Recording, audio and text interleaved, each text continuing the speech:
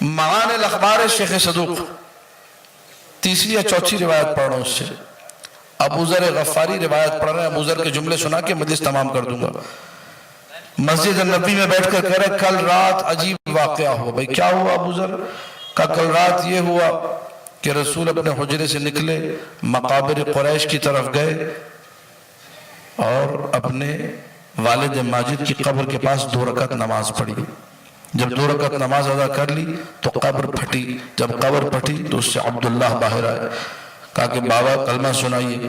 کہا اشہدو ان لا الہ الا اللہ و اشہدو ان ابنی محمد رسول اللہ. یہاں آ کے عبداللہ رک گئے. کہا کہ یا ابتا من الولی, ولی کون ہے؟ بڑی توجہ چاہ رہا ہوں. یا ابتا من الولی, ابو ذر نقل کر رہے ہیں مسجد النبی میں, ولی کون ہے؟ کہا کہ مل ولایا, ولایا کسے کہتے ہیں؟ بغل میں علی تھے. کہا ہاذا هو الولی, یہ ولی ہے. عبداللہ نے کہا اشہد ان علی ولی اللہ.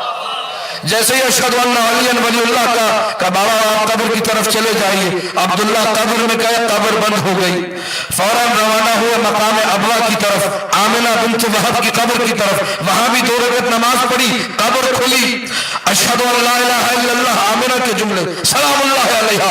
اشہد ان ابنی محمد رسول اللہ. اما ولی کون ہے؟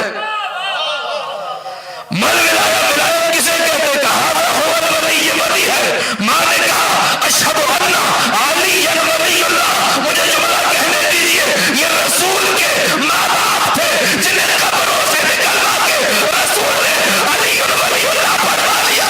اگر کوئی اور پڑھے بغیر چلا گیا, کوئی قبر سے نہیں نکالے گا, سیدھا جہنم میں جائے.